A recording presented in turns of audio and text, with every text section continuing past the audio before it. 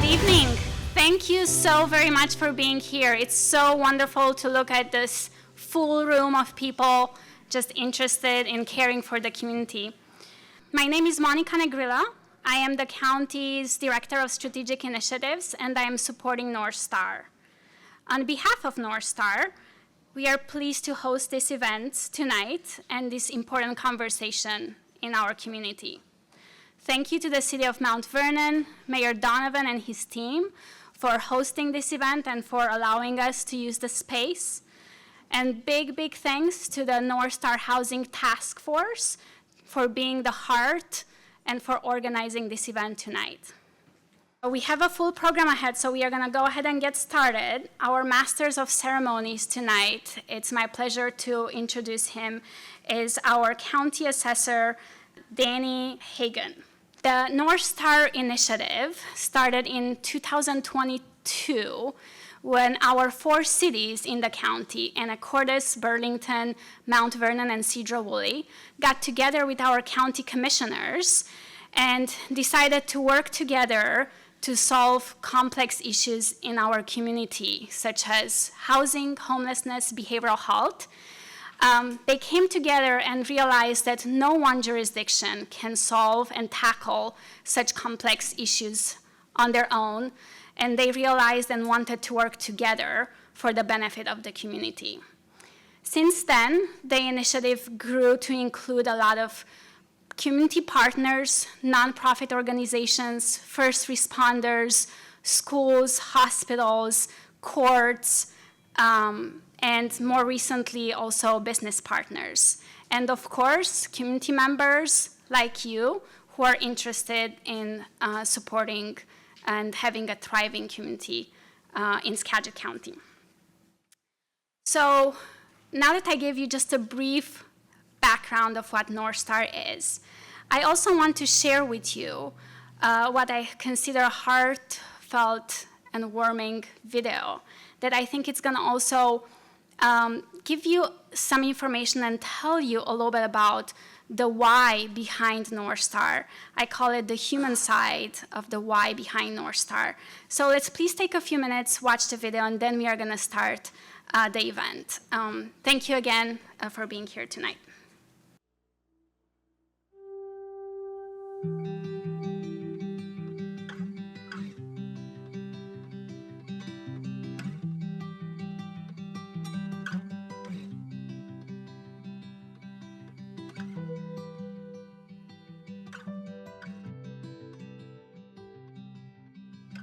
What impresses me about folks in recovery is the amount of resilience it takes to have overcome that and to still have enough hope in life to step forward and to step into something that feels different from where they came from. I think the path through substance use and then recovery and then being housed is not very straight or clear. Folks who have struggled with addiction and or mental health challenges almost all have one thing in common, and that's life trauma.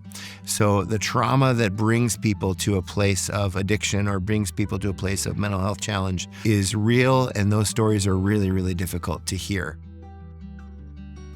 My childhood was surrounded by lots of love. My brother and I were best friends. He was 16 and I was 17, and we were involved in an accident in northern Idaho. There was 4 of us in the vehicle, and two of us made it through it, and 2 of us passed away. And one of them was my brother. I took that shame and guilt and the blame, and I just went and isolated. I felt all alone, and there was no purpose left in my life. Person's success in their long-term recovery from substance use challenges or mental health challenges has everything to do with whether or not their community will welcome them back. A person needs a place to lie their head at night where they can fix food and feel safe and secure and all of those things that are really basic. And until those basic needs are met, all of those other things that we hope for people aren't going to happen. And so housing is where all of that starts.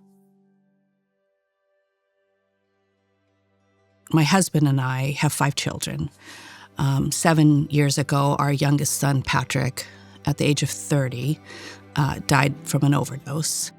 He was college educated. He was an Eagle Scout. He was employed, had health insurance, was really active in the local Rotary Club. And if it's that big of a struggle for someone who has everything, then how difficult this is for people who can't get into treatment when they call, don't have the supports. I miss him every day. These are mothers, fathers, sons, daughters to which something happened. And when we start to get a sense of what happened in someone's story, it changes everything about how we see them. I can't say enough about how defeated I was. 4.5, 5 decades of living as a drug addict, alcoholic, just not knowing. Homelessness was very challenging, being cold, being hungry, not having the courage to change, not having the courage to ask. And you always felt like you were being judged. And it was all those things about that judgment that really weighed a lot. We as taxpayers are paying the cost for a system that is basically treating people with either hospital stays, inpatient treatment, and jail and incarceration. So those are really expensive interventions that the taxpayers are picking up the tab for that on their own are not particularly effective. What North Star wants to do is build a system where people can get treatment when and where they need it and be able to be supported through treatment and into recovery and help them stay in recovery.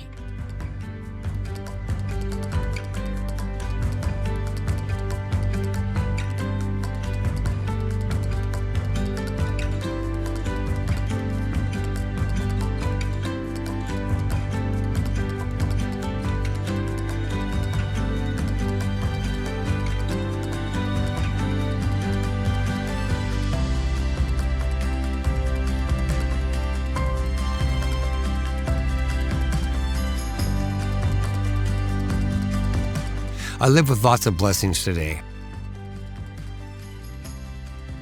I live with a lot of gratitude and gratefulness. Being able to be part of this county by paying it forward. I look at the word hope. And hope, I look at helping other people evolve, because that's what you people have done for me, was help me evolve.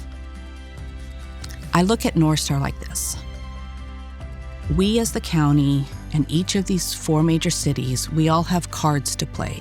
None of our cards are very impressive by themselves. But if we play our best cards to the middle, then the winning hand is the community. We need empathetic hearts that can drive to solutions and invest in a system that works.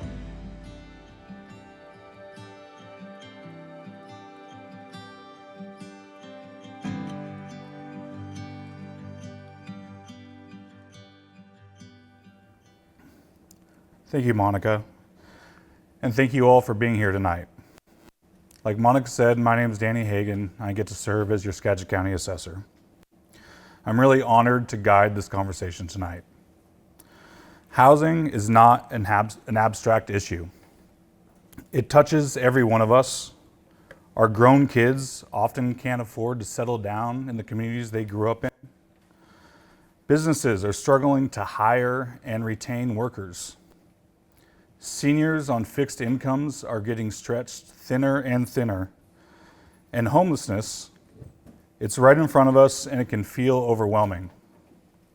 At the same time, many people worry about what happens if we build more. Will our neighborhoods lose their character? Will our quality of life change? Those worries are real and they're complicated. But here's the reality. The median home price in Skagit County has doubled in just the past decade, from around $280,000 in 2015 to nearly $580,000 today. Rents have jumped too, but wages have not kept up at the same rate. That mismatch is at the root of why we're here tonight.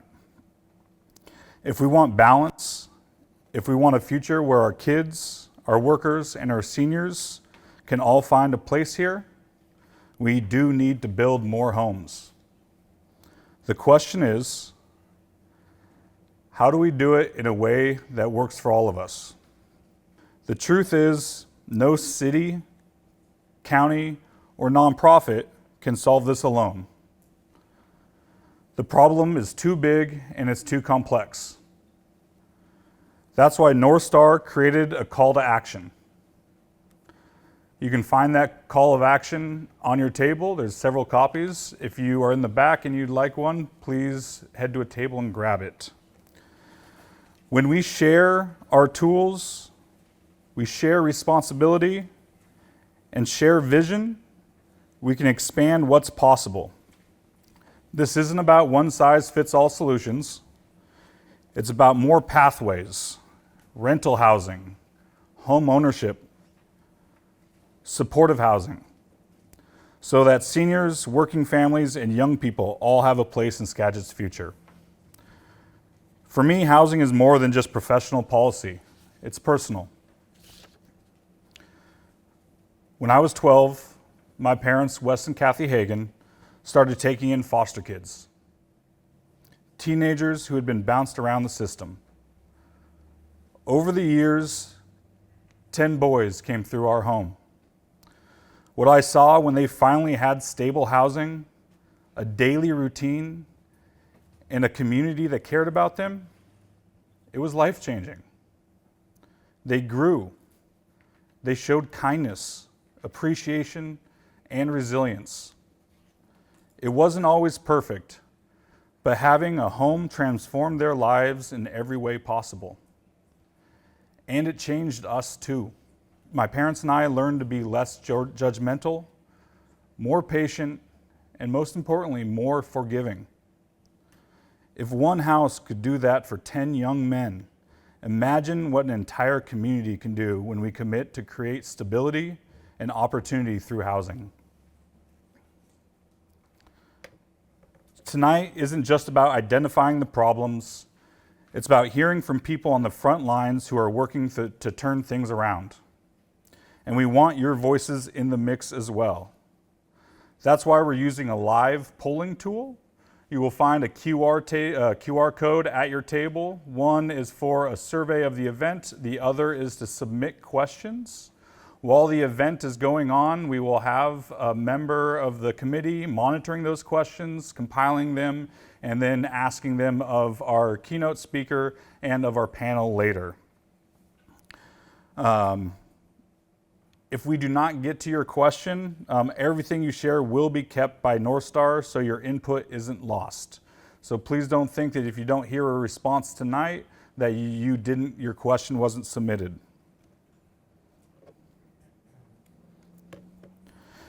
And now, it's my pleasure to introduce our keynote speaker.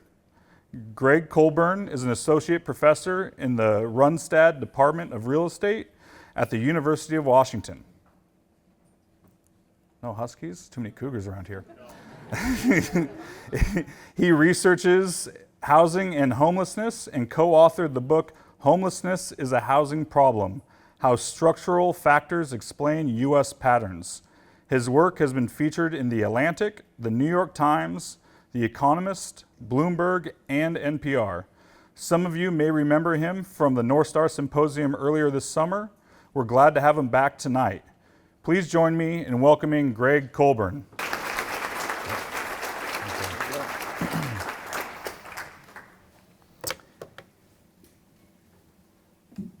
Thank you, Danny. Appreciate. Oh, I don't need this, do I? I'm good without that. Yeah, you do. One for recording. Oh, one's for recording. I'm sorry. I do need it. Thank you for having me back. It's great to be here. I was here in June, and it's fun to make return visits to communities, which I've had actually a chance to do all around the country, which has been fun to kind of get to know people in different places and hear the stories and see how things progress. And so I'm really grateful for the initiative up here. I'm really grateful for the regional focus. I think that's something that is absolutely essential on these issues, and we see a lot of places around the country that are fighting jurisdiction to jurisdiction as opposed to, as the commissioner said, putting your cards in the middle of the table. So kudos and attaboy and an attagirl for all of you for putting this together. I am going to share with you for about the next 30 minutes or so just some of the main arguments that we make in our book, and I'll look forward to your questions and comments. And I was joking with Danny at the start that when you take a public stance on homelessness, you get a lot of critique and angry emails and things. And I was like, well, at least the county assessor probably gets more than I do. So I'm in good company here. He's used to being on the firing line. So I was on a call today with a friend and colleague in North Carolina. Her organization is going to host me. I've been there before. I'm going to speak in Charlotte and Raleigh in October. And we were kind of planning the event today. And she said, one of my board members, who's our biggest donor, said, well, who's our speaker going to be? And she said, well, it's going to be Greg Colburn. He's like, I hate the title of that book. And she said, okay. He's like, I don't think homelessness is just a housing problem. She said, okay, well, we'll see you at the talk. And what's interesting is it's a perfect segue into this conversation because I didn't name it, homelessness is just a housing problem. And it was intentionally provocative. I named it that for a reason because I wanted people to kind of say, well, I don't think that's true. Okay, come on in. Enter the conversation. If you're agitated, enter the conversation. That's what this is about. It's not suggesting that it's only housing, but it's pretty darn important. Okay? So that's sort of the reason for the book. I was motivated to write it after just going to a bunch of meetings, probably like the meetings you're all going to in Seattle since I moved here in 2017. And us just spinning and spinning and spinning and spinning and blaming everything under the sun for these problems and everyone getting angry that it was getting worse and there was no progress and everyone was frustrated and da-da-da-da-da-da. And that to me is a recipe for public failure. And we're kind of seeing that to a certain extent in some cities in the United States. And as someone who cares about public policy, that really, really concerns me because it undermines our collective ability to do good things. I think we can do good things. But when confidence erodes in our ability to move forward, our collective willingness to take actions is compromised. So that's really the purpose and the reason for writing the book. I frankly didn't think anyone would read it, so I'm grateful to all of you. Someone had me sign books earlier tonight. I'm still happy to do it. It feels really good. That's the book. So as I mentioned, I've been all over the place. I can't believe it. I was just at the Housing Iowa Conference for the second time last week. I spoke there in 23, and now I was there, return visit in 2025. These housing issues are all over the country. Those of us who live in Seattle and San Francisco and Los Angeles and New York and Boston, DC think it's our own problem. It's not. It's in Cedar Rapids. It's in Mount Vernon, right? Places that you might not expect. I spoke at the Margaritaville Resort in Missouri this spring at the Missouri Housing Conference. It was in Lake of the Ozark. Never thought in a million years that I'd be at the Margaritas. But they had water slides, miniature golf, all sorts of cool stuff.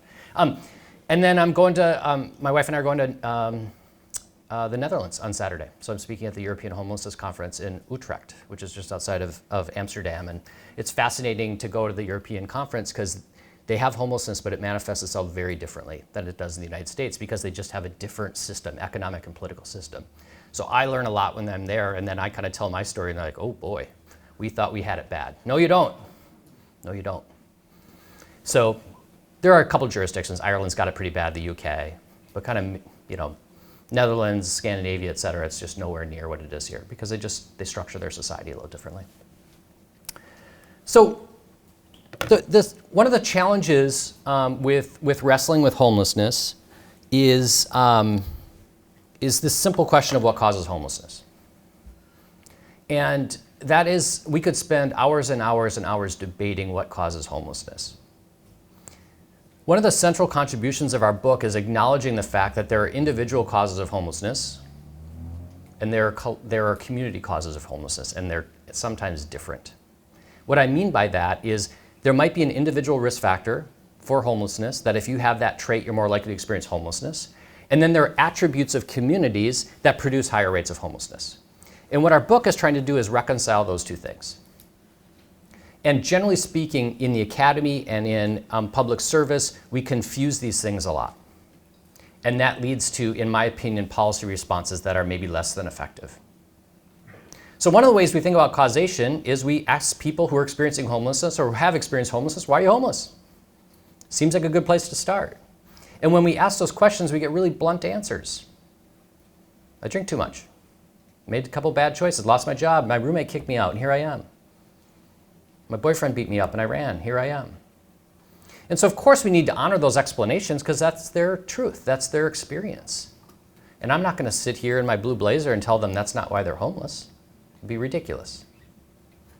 But we also know that the context in which these things happen really matter. Right? If my wife and I were to get divorced tonight, neither of us would be homeless tomorrow. I don't believe that divorce is the root cause of homelessness. Can divorce cause homelessness or relational breakdown cause homelessness in the wrong set of circumstances? Absolutely.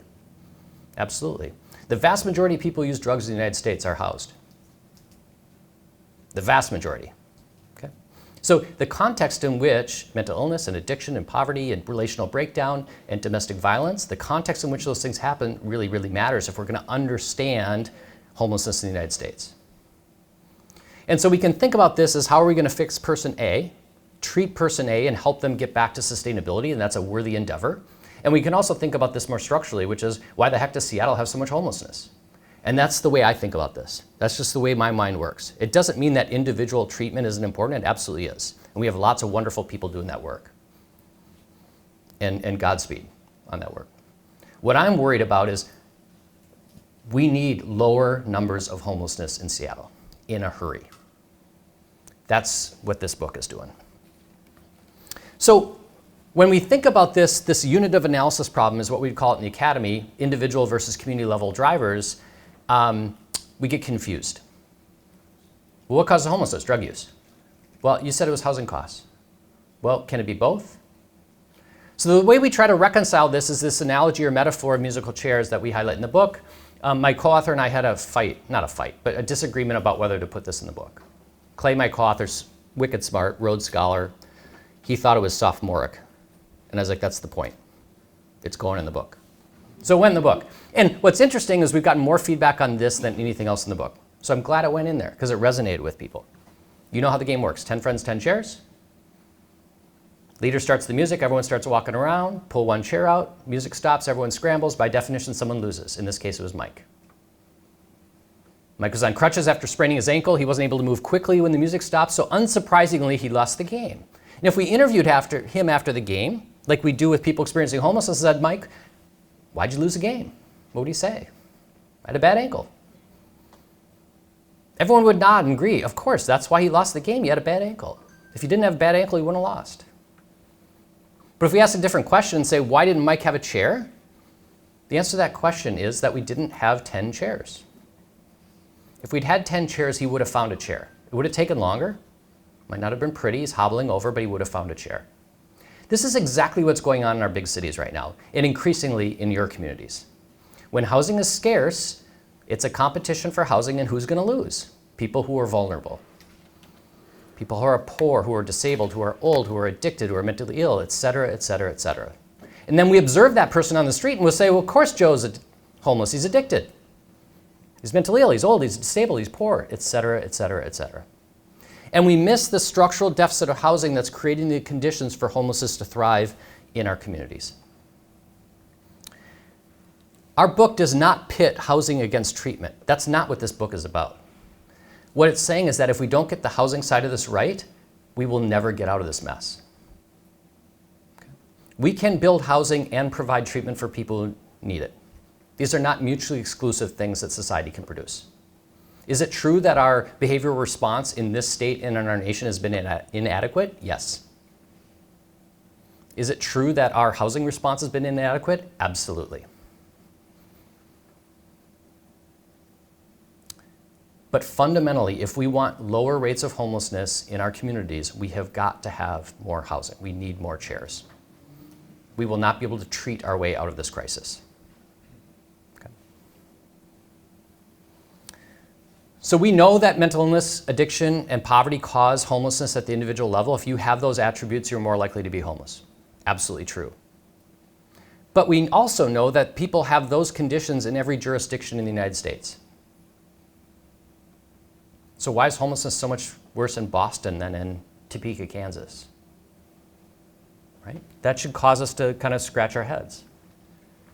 The other thing that's complicated about homelessness that we need to wrestle with is the visual manifestation of homelessness that we observe on the streets.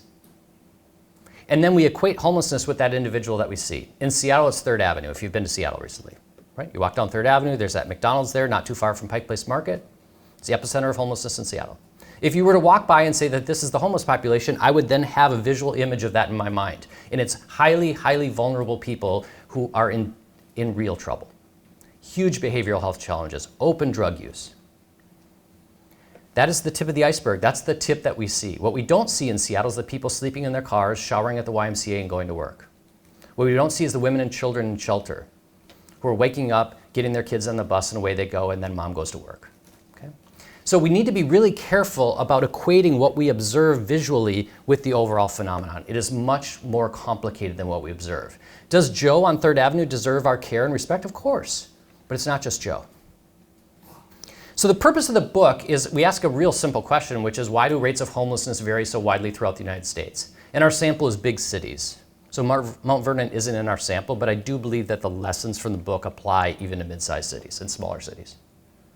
We have 5 times the homelessness in Seattle as Chicago. That's massive variation. Why?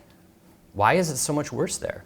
Is it simply because LA and Seattle and San Francisco have more poor people and more addicts and more mentally ill people? Maybe. That's a reasonable explanation. And if that's the explanation, then that would lead us down one path. It turns out that that explanation is not true, even though it's repeated over and over and over again. So our thesis is that tight housing markets accentuate vulnerabilities and produce homelessness at high levels. And these individual attributes and factors that we talk about are really a sorting mechanism. They're helping to identify the people who are likely to experience homelessness. Okay. When housing is scarce, who's going to win? I equate finding housing in Seattle with playing musical chairs with Usain Bolt. If you remember Usain Bolt, Jamaican sprinter, fastest man in the world, he's going to win every time. I was at Amazon yesterday. The Amazon people are going to win every time. Right? When people say we didn't build enough housing for all the people that moved here to work for Amazon, I'll say that's the exact wrong point. I don't know one person working at Amazon who's homeless. They all found housing. It's incumbent residents who were priced out. And they got displaced. Either they had to move elsewhere, South King County, or something more severe. They lost their housing. Okay? So when we grow and prosper, which are good things, we've got elected officials in here. Everyone wants to preside over growth and prosperity. Being mayor of Detroit is no fun, right? A 50-year downward spiral. That's miserable. Trying to provide public services as your tax base falls. But what we need to think about as we grow and prosper is how do we make room for incumbent residents? That's where we have failed, I would argue, in our coastal cities. We got an A for growth and prosperity. We get like a D- in terms of accommodating that growth and prosperity. All right, so for those of you in the back, some of this stuff is going to be small, but there's no test, I promise, and I'll tell you what you need to know. So don't worry about it. This is basically the point of the book, which is we have huge variation in rates of homelessness. This is the data we used in the book. There's all these bureaucratic nuance. Some places count at the county level, some count at the city level. It doesn't matter. The point is high jurisdictions are 5 times low jurisdictions. So in cities, New York is 5 times Indianapolis. For counties, LA County is 5 times Hillsborough, which is Tampa. We're just trying to explain that variation. The reason we focus on that variation is if we can explain why some cities have a lot more homelessness, it should tell us something fundamental about the nature of this problem. And then say, well, we should probably focus some time and energy there. Okay? This is the updated data from 23-24. The problem's gotten a little worse, especially in some places, but the variation is still pronounced. So in essence, basically the story over the last 5 years has held, unfortunately, and it's frankly just gotten worse in places. And we still got this huge, huge variation. So what we do in the book is we just take all the logical explanations for homelessness that you all are aware of, that if you were at a party and someone started talking about homelessness, you'd say, well, this is the cause, this is the cause, this is the cause, this is the cause. I basically wrote this book by going to parties and listening to people either talk about how much their home was worth or complaining about homelessness in Seattle. Okay? And when I present these, people will start to laugh and some people will kind of sheepishly look down, and then people come up to me after my talks and like, I used to say that at parties. I'm like, oh, that's great, right? We're engaging. The one thing that I think is good about this is kind of a bummer topic to focus on. Homelessness is brutal. But what I really appreciate about this is people are not apathetic on this issue. Some policy issues, people are like, I don't know what to do. Climate change, I recycle. It's like, it's almost you don't even know where to engage. Homelessness, people are Either they feel terrible, they're pissed off, whatever, but people are engaged. We can harness that passion to results. I really believe that's an asset in this particular issue. All right, so we're going to start most fundamentally with poverty. Of course, homelessness is a poverty problem. If you don't have much money, you're far more likely to experience homelessness. No doubt. No one would argue that. But what's interesting is when you plot homelessness and poverty, so the bottom axis here, the x-axis is rates of poverty, so the high numbers would be high poverty locations. Think Cleveland and Detroit when I say high poverty. These are the poorest cities in the United States. The y-axis, vertical axis, is per capita rates of homelessness. So obviously big numbers, more homelessness. What's interesting is there's a statistical relationship, but it's in the opposite direction of what we would intuitively expect, which is places with really, really high rates of poverty have far lower rates of homelessness than our richest cities, Seattle, San Francisco, Boston, which is a total head scratcher.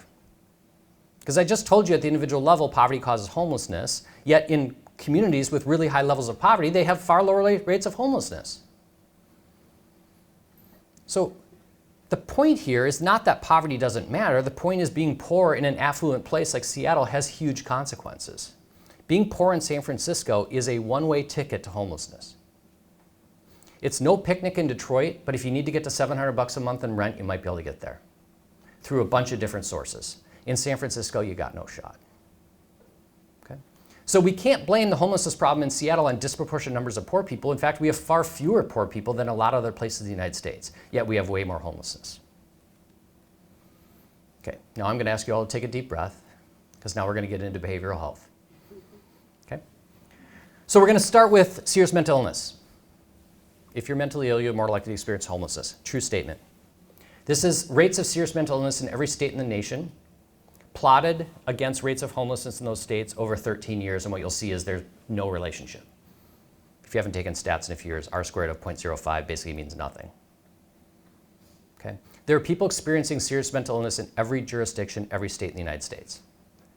Yet we have radically different experiences with homelessness. We don't have more mentally ill people in Washington than we do in Kansas on a per capita basis. It might manifest itself differently, it might be more visible, but we just don't have more. Related is, this is substance use disorders. R squared is 0.06, which is basically nothing. There are people using and abusing drugs in every city and state in the United States. People use drugs in Chicago. People use a lot of drugs in West Virginia. I'm reading the book Demon Copperhead right now. I don't know if anyone's read this. Barbara Kingsolver wrote it, won the Pulitzer Prize. It's basically a West Virginia version of David Copperfield, and it centers the opioid epidemic. It's a hard read. It's an amazing book. People get really mad at me about this drug point. Greg, this is a drug problem. If this were fundamentally a drug problem, West Virginia should have the highest rates of homelessness in the United States. They don't. They have nowhere near the rates of homelessness of Seattle and San Francisco. Okay? This is not to suggest that this isn't an issue. Of course it is. But drug use in Seattle has different consequences than drug use in West Virginia. And the key point here is the causal arrow goes in both directions, which means my addiction or mental illness might cause me to experience homelessness. True statement. If you leave me on the streets for 2 years, without bed, without being fed, without getting medical care, without shelter from the elements, I'm going to have a behavioral health disorder in a couple years, and I'm probably going to be medicating. And it's not the red wine, which is my go-to medication right now. Right? We know that people use drugs for a variety of reasons when they're in the streets. My friend Margot Kushel at UCSF did this huge study of homelessness in California, and she asked people about their methamphetamine use. Why do you use meth? They said 2 things uniformly. 1, it helps me stay awake. When I fall asleep, bad things happen. My stuff gets stolen, I get victimized. It's hard to hear. The other thing that meth does for me is it suppresses my appetite. Going through the day hungry is no fun. And that's one of the benefits of meth. And so we walk by, and I'm sure we're all guilty of this, saying, oh my gosh, look at this guy, strung out, et cetera, et cetera, et cetera. Well, it is a logical consequence of leaving people on the streets. And so what I say to elected leaders all around the country is, if you want less visible behavioral health challenges on your street, how about let's get some people housed? Because right now what we're doing is pouring gasoline on this crisis. A modest mental illness left on the streets for 2 years is going to be a serious mental illness. That is just the human body's response to trauma. And the trauma of living on the streets is off the charts. The research will make you cry. It's brutal. So, do we need a better behavioral health response? Of course we do. And I very much appreciate the video, right? You're rallying around that. We need to support folks. And ideally, we'll have a lot more affordable housing, which makes serving people when they are in need a heck of a lot easier. Who experiences homelessness? We have huge racial disparities in rates of homelessness. Black, brown, indigenous folks are 3 to 4 times overrepresented in the homeless population. But what's interesting is when you map the racial makeup of a city to its rates of homelessness, you don't see a positive relationship. Meaning, in this case, we're looking at Black or African American people. Chicago has a much higher Black population than Seattle, but has far lower rates of homelessness.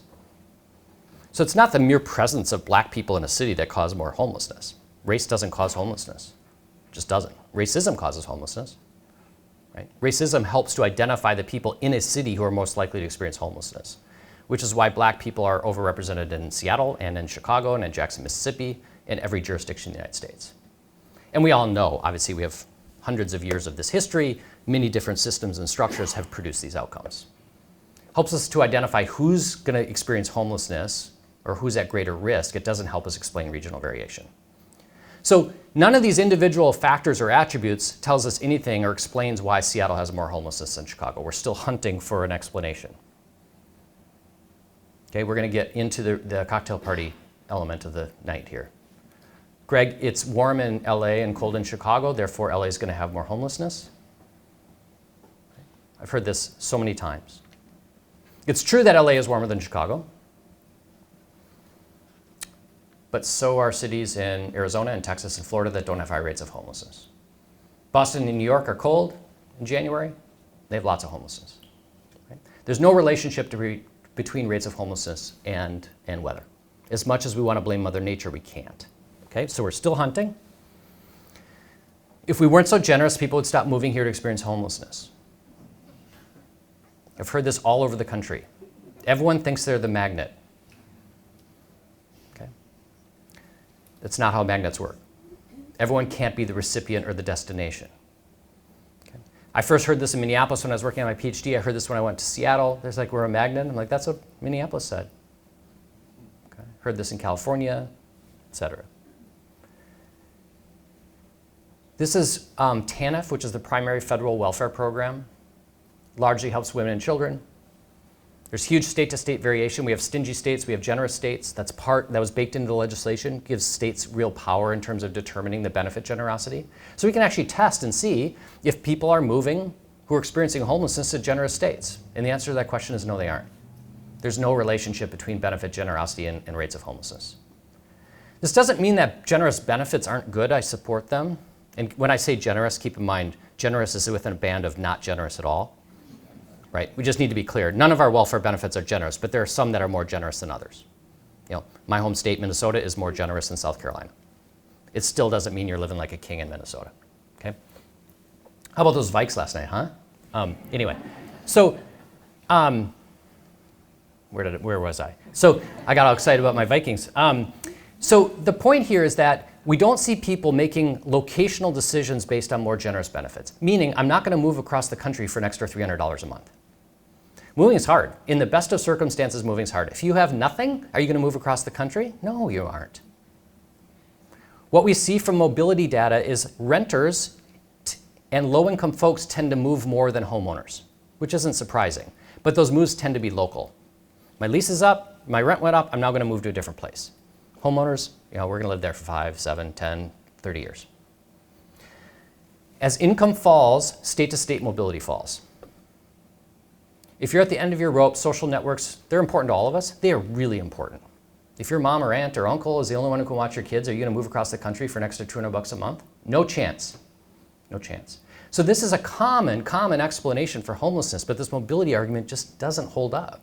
My friend Margot at UCSF, who I mentioned earlier, she did this huge study of homelessness in California. They found that 90% of the people in California experiencing homelessness are from California.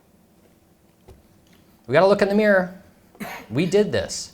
Now, is there an anecdote to the contrary? Are there some people in California who move there? Probably. And can the newspaper find them and write a story about it? Yes. And then people are talking about it on Saturday night at a party? Yes. But we shouldn't legislate based on anecdote. Fundamentally, we have created the conditions for this crisis to flourish in our communities. And if we just continue to blame outsiders, we're not going to force ourselves to have the difficult conversation of what are we going to do to change it. So, not surprisingly, if you saw the title of the book, you might imagine that we are going to get to something that has a little more explanatory power. So none of these other factors really got us there. But what really starts to tell a story is, this is median contract rents. And what you'll see is where rents are high, homelessness is high. Right? This is not earth-shattering. A 10th grade stats student could run these numbers. Okay? A related variable is your vacancy rate, rental market vacancy rate. All of these, for those of you in the back, have very high R-squareds, which means much more statistical significance, meaning we're explaining the variation much better than we did with anything else we tested. Rental market vacancies below 5% would suggest that you have a deficit of rental housing. So what I say to communities all over the country is, watch that number. As that number gets below 5, the red light should be flashing. Because when you get low rental market vacancy rate, what happens? Rents start to go up. And what we'll see from these data is, if you combine high rents and low vacancies, which are related, you're going to have a problem with homelessness. There is not a high-cost jurisdiction in the United States with low vacancy rates that doesn't have a problem with homelessness. Like, we're batting 1,000 on that. It's not, you don't want to be batting 1,000. Okay? There's not an exception to that rule. So these are facts. It's not the only thing. Homelessness is not just a housing problem, but it's a pretty big housing problem. If we continue to have hostile market conditions, any life circumstance, you stub your toe, you lose your job, et cetera, et cetera, et cetera, can result in homelessness. My wife has a good friend who just got divorced. She's from Spain. Her husband is American. She's struggling because of her immigration status. She's had health issues. Her medical care is bad. She just had to go in for a second surgery. She has 3 kids, and her husband's a jerk. And Jen was telling me this last night, and I said, this is exactly the pathway that you hear about where people end up homeless. She had a good job. She was married literally a year ago. And things are cascading at such a rapid pace. And her rent just went up 20% and they have to move. She and her 3 kids. It's just like, oh my gosh. And she said to Jen, she's like, I cannot believe I'm in this circumstance. Right? And so that's the problem. Like, if that happens in Detroit, it's just easy. It's no picnic, but you can figure it out. That happens in Seattle and you are in deep, deep trouble. And that's the deal here, because life happens to all of us. We've all had bumps in the road. But when I get a bump in the road, I can literally go through my mind and think, like, I have so many people who have abundant resources that would probably pitch in to help me if I needed to. A lot of bad things would happen before I'd end up on the street. It's a huge privilege. And I don't appreciate it every day as I go through my life, but the reality is, it's true. So why, if we get back to the housing market now, why do we have some places in the United States that have these really high rents and low vacancies? Why is Seattle so different from Cleveland from a housing market perspective? Is it just because of Amazon? It's certainly part of the story. We imported a lot of highly compensated people to our region. That's demand for housing. But what's interesting is when you plot population growth and rates of homelessness, there's not much of a relationship. The right, it's upward sloping, but it's a really low R-squared, which basically means it doesn't tell us much. This really surprised me. And what I realized, though, when I went into each of these little bubbles was there are a lot of cities in the Sun Belt that have grown as fast as Seattle, but didn't have the same experience with homelessness and a housing crisis. Why? Because we need to look at the supply side as well. I know the last thing you want on Tuesday night is an economics lecture, but you're going to get a real quick one. So if you took economics at some point, you may remember this term elasticity. So supply elasticity measures what is the supply response to a change in price. What that means is, imagine the price of these clickers goes up 10 times tonight. The people who manufacture these clickers are going to be really excited. It's good news for them. And they're going to make a bunch of these clickers very quickly. They will flood the store shelves with these clickers. This is a very elastic good, meaning when prices change, supply response will be rapid and robust. If the price of housing in Mount Vernon goes up 10 times tonight, what's the supply response in the next week in Mount Vernon? Nothing. Right? Housing takes a long time. Generally speaking, it's not terribly elastic. And urban economists have demonstrated for us that there's variation in the elasticity of the housing market from city to city. And the two drivers of that are the regulatory environment. Some places it's easy to build housing, some places it's not.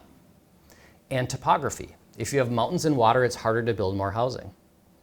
So if you combine really strict regulation and beautiful topography, like San Francisco, California, you have an incredibly inelastic housing market, which means prices can go up and up and up, and what do you get in response? Not much supply. It's really hard to build in San Francisco.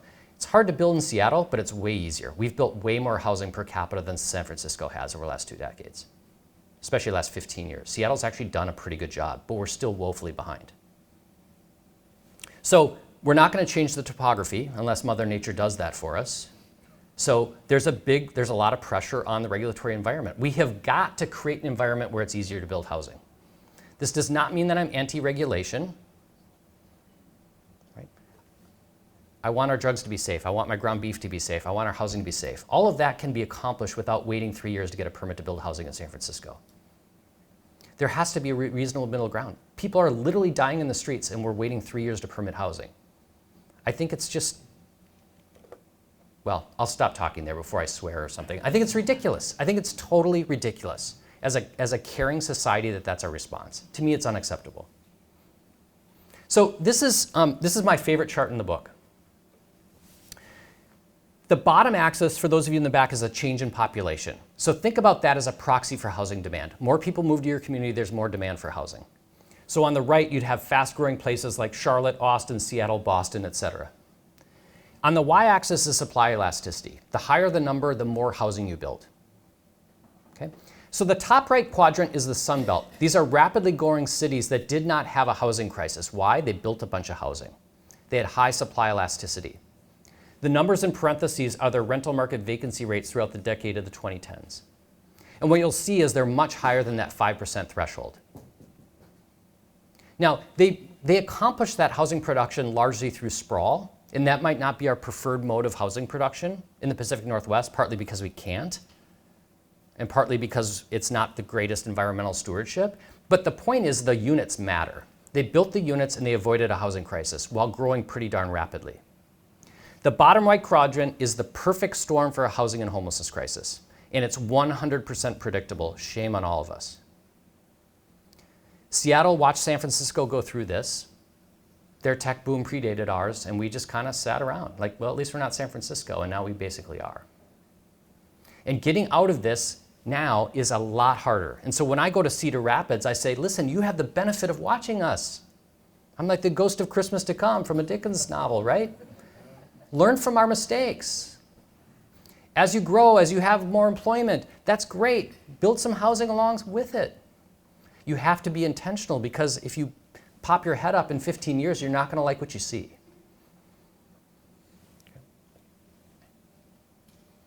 So what's happened since the book? As I mentioned, basically the logic holds.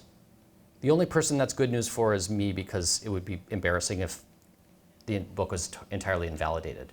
But if you care about people in society, it's really bad news. Right? We're now seeing this in Phoenix, and Austin, and Sacramento, Atlanta, and Denver. They're exhibiting housing market characteristics that look a lot like coastal cities, and homelessness is popping. The Midwest amazes me. I can't believe how tight their housing markets are. Iowa, Wisconsin. I was sitting at an event in Green Bay with the mayor of Green Bay, and he was just talking about how hard the housing market is in Green Bay, Wisconsin. You wouldn't expect that. I found this in the Wall Street Journal. Morgan Properties pays $501 million for 3,000 units in the Midwest, lured by lack of supply and signs of job growth in the region. Morgan Properties has agreed to pay $501 million for 11 multifamily properties across the Midwest. The latest wager that the region's lack of supply provides fertile ground for rent hikes. They're just telling us exactly what they're going to do and why they're going to do it. And it's nothing illegal. I was an investor. Right? You look for it. This is a good investment opportunity. If you have a growing region and no one builds housing, it's a great time to own housing. And they're just putting it in the Wall Street Journal, like this is what we're going to do. And so if we continue with the status quo, it's just going to keep going. Is it hard to build housing? Yes. Are there consequences, neighborhood? Yes, yes, yes. Doing nothing is an action. And I can guarantee what the response is going to be. If it's true in Iowa, it sure as hell is true in Skagit County. What's going on here? You know the numbers, they talked about it earlier. Your vacancy rates have fallen to really, really dangerously low levels. And not surprisingly, what you're seeing in that spike post-COVID is the slope on that rent chart is really problematic. If that continues for a few more, you're already in trouble. If that continues for a couple more years, this is going to be really problematic. The American Community Survey, which is the US Census, is what these data are based on. And the 24 numbers should be coming out very soon, and I'm very excited to see what they are. Kind of scared too. Because this is not unusual. I'm seeing this, not to this extreme, your vacancy rates are really low, but I'm seeing this all over the place. Very similar patterns. So we're wrestling right now with, as a nation, what do we do? So last June, if you've been following the news, the Supreme Court ruled in the Grants Pass case, which basically said, as a nation, we can criminalize homelessness when people are sleeping on public land. It was a green light to criminalization. We have lots of local action around criminalization in many states, particularly in southern states.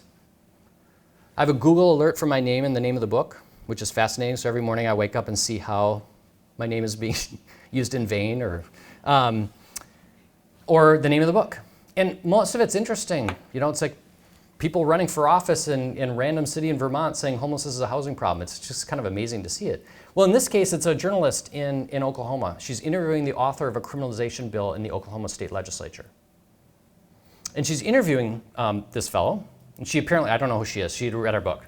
She said, Representative Weaver, do you think homelessness is a housing problem? He said, well, it could be. I mean, it could be if they don't have any place to live.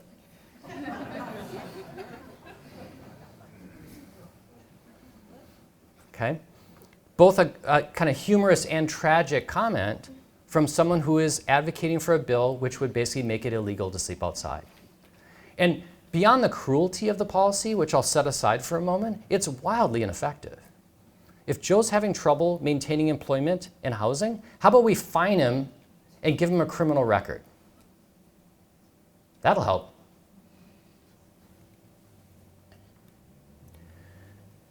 I'm deeply concerned about the direction we're going. We see this going on in DC right now. I first started thinking about homelessness in 1995. I moved to New York as an investment banker. And I rode the subway, and Giuliani was mayor, and he was cleaning up Manhattan. And I realized when I was riding the subway what that meant. It was not uncommon for me to get on the subway in the morning and there was someone sleeping on the subway who was likely experiencing homelessness. And it was pretty amazing. The doors would open, cops would come in and rip that person off the subway, and he was gone. And I was reading the Wall Street Journal and self-absorbed in my own little world, but I was always like, ugh. Like, it was pretty rough. And I was also thinking, like, where are these people going? It's not ending homelessness. And so I realized after a couple of years in New York that all of this was just a means to make Manhattan more pleasant for me. And for those of you who are coming to Times Square and Rockefeller Center at Christmas time. It was a spatial solution. New York still has the highest homeless population in the United States. That didn't end homelessness in New York, and what's going on in DC right now is not going to end homelessness in DC.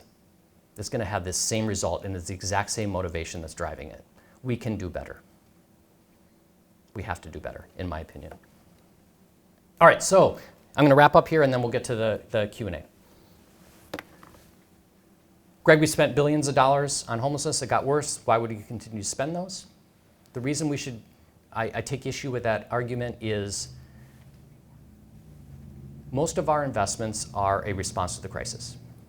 We build shelters and we have a huge crisis response system, and that's expensive.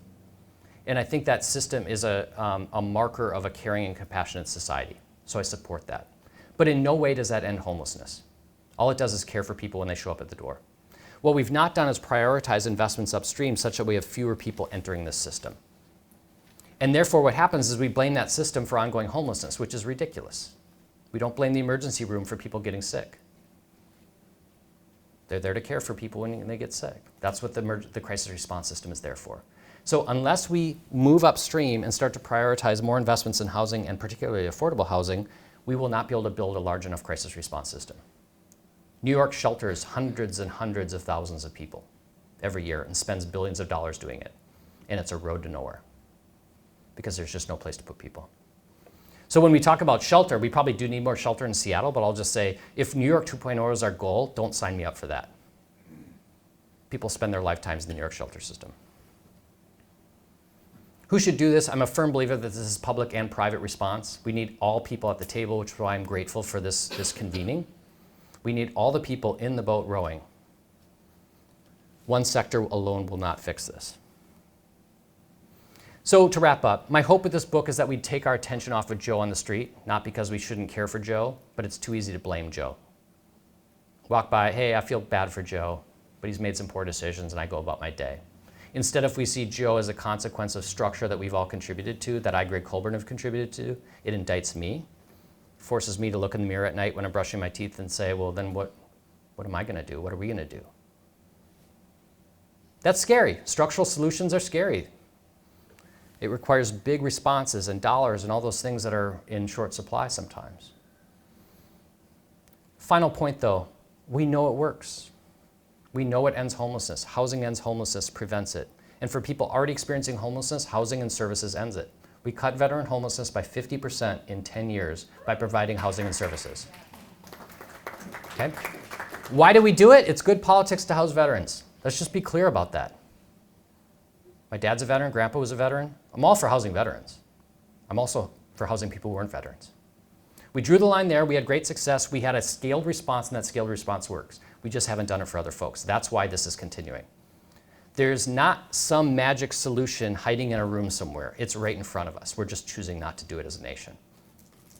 So thanks for your time and attention. I really appreciate it and look forward to your questions at the end.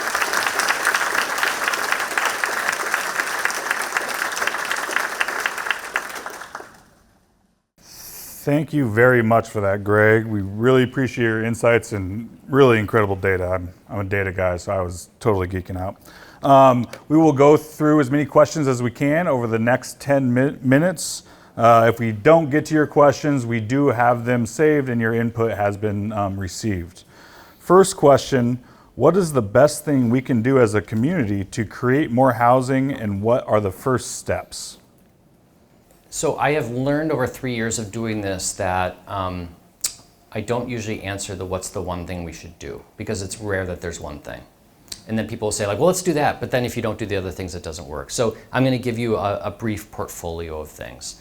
I think one is having a community conversation about need and recognizing what that need is. I think that's really important.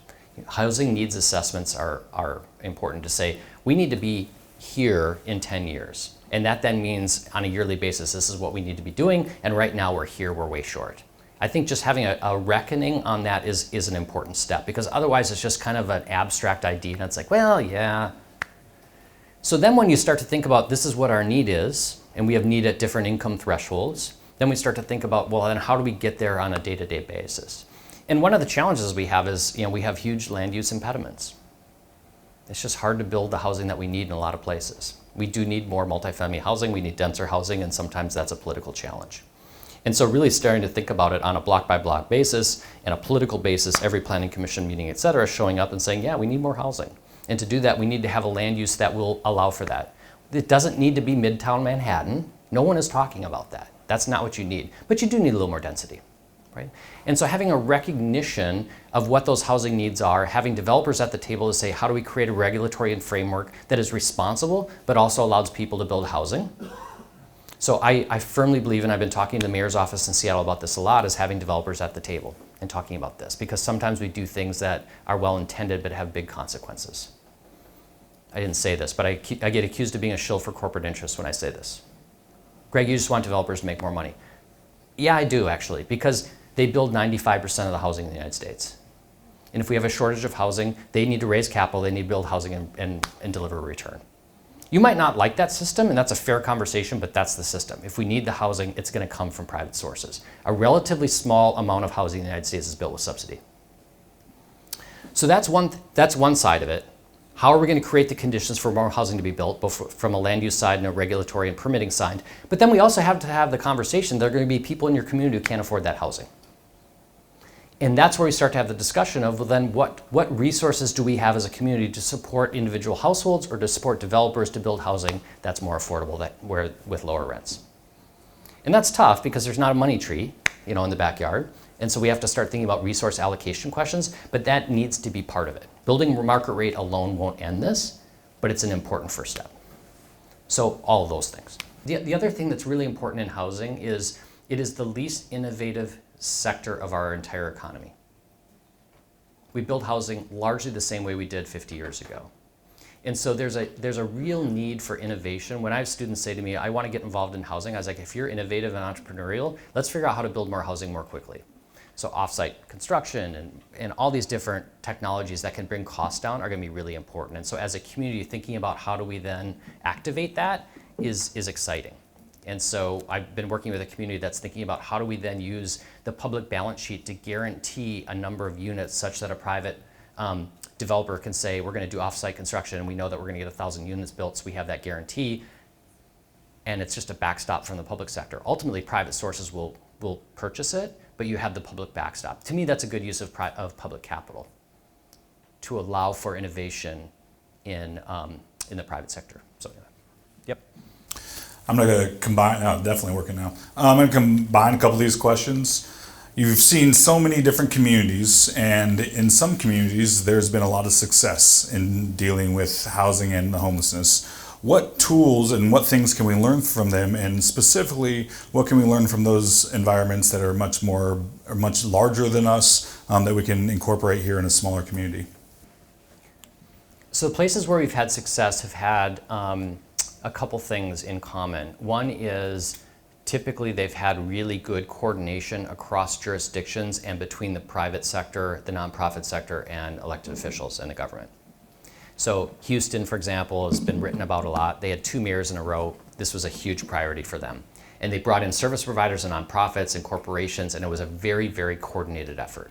And that was a big reason for their success. They also just had a pretty accommodating housing market. And that's not to undermine their success, because there were other places with accommodating housing markets that didn't have success. But when you combine really good coordination across sectors with an accommodating housing market, you can have a lot of success in this. We unfortunately don't have the accommodating housing market in our region, and so it puts a lot of pressure on that coordination and other resources. So it's just, we have a higher degree of difficulty here than other places. It's easier in Milwaukee than it is in the Pacific Northwest. It just is. And they've done great stuff. What I wish I had was a better answer to this question of a place like us that did a really good job, and I don't have that yet. There are examples. Minneapolis is doing some pretty good stuff, but it's still not as tight there. LA, for all its challenges, frankly, from a policy standpoint, has done a lot of really good things. And they get a lot of bad press, but they've done a lot of really good policy things, but they've just been overwhelmed by the overall market dynamics of people just flowing into the system. So it's not as good an answer as I would like to give you, but that's the reality. So what we're looking for is a real success story. So go for it. I'll talk about you all over the place. I think you kind of already answered this. Is there a city that had a high rate of homelessness and has turned it around, and what things did they do to do that? Yeah, it's basically the last answer. You know, Houston, Chattanooga, Milwaukee are good examples of that. We don't have that for one of our big cities. We're still kind of humming along at where we are, and frankly, you got Denver and other places that are going in the wrong direction. In terms of dealing with unsheltered homelessness, I will actually say the city of Denver is doing really, really good work. I think Mayor Johnston there is awesome. He's got a great team. I've had a chance to meet with them. And this is to me a really important lesson for elected leaders, is he stood up. So at the time that he entered office, Denver had about a 1,500 person unsheltered count in the city, meaning there are 1,500 people on the streets outside of the shelter system, visible homelessness. And he said, we're going to house 1,000 people. They called it the House 1,000 initiative. And he put basically his whole political career behind this and all of his political capital, and said, we're going to use hotels and other temporary sources of housing, and we're going to get people off the streets. And they did. In a couple of years, they got 1,000 people off the streets. And why that was important is the job wasn't done. They still have to find housing for these folks. They can't stay in hotels forever. But what he did was, you're going to see a difference. I told you I was going to do this. I did it. And now you see a difference in the city. And people are like, okay, I'm on board now. So now we're going to take the next step, and we're going to create more permanent housing. And it may cost you more, but I'm on board because I saw success. And so to me, like, having markers, which are risky, right? This is a risky venture for that mayor, because it could have failed. But going out and saying, this is what we're going to do it, communicate that, and said, I told you I was going to do this, we did it, you're welcome, now we're going to do this.